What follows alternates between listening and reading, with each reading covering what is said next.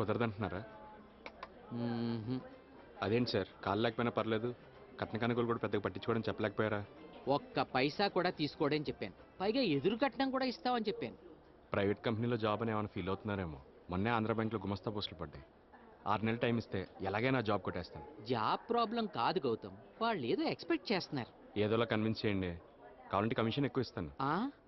Commission commission పెంచుతావు అంటే మన relationship commission తో కొనేస్తావా నువ్వు? సారీ అండి, ఐ హర్టెడ్. ఏదో అలా నోరు జారాను. నీకు ఇదేం పోయే కాలమయ్యా? ఈ రోజుల్లో ఉమ్మడి ఫ్యామిలీసే రేరు, మళ్ళీ నీకు అందులోంచి అమ్మాయి. ఆ కళ్యాణ్ అమ్మాయిని చూడు, విశ్వనాథ్ గారి సినిమాలో హీరోయిన్లు ఎలా ఉందో. లైఫ్ సెట్ చేసుకోవయ్యా. ఒకే ఆఫీసు, చిన్న ఇల్లు, చక్కటి భార్య.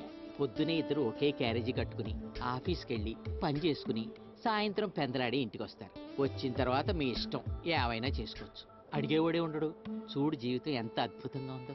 నాకైతే చాలా దరిద్రంగా ఉందండి. 25 సంవత్సరాల నుంచి ఒక్కడనే ఉంటున్నానండి. చిన్నప్పటి నుంచి ఏ రిలేషన్స్ తెలియవు.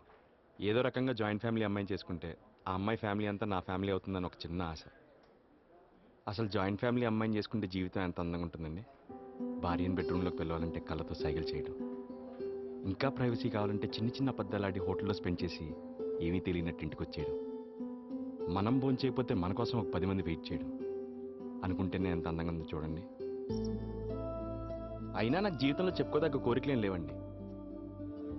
పెళ్ళాం తలంటుకొని వచ్చి కాఫీతో నిద్ర లేపాలి, బామ్మర్ది వచ్చి పేపర్ ఇవ్వాలి, మరదళ్ళు వచ్చి వేడి నీళ్ళు రెడీ బావా అనాలి, స్నానం చేసి కిందకు వస్తే అత్త పెద్దత్త మరదళ్ళు కొసరు వడ్డించాలి.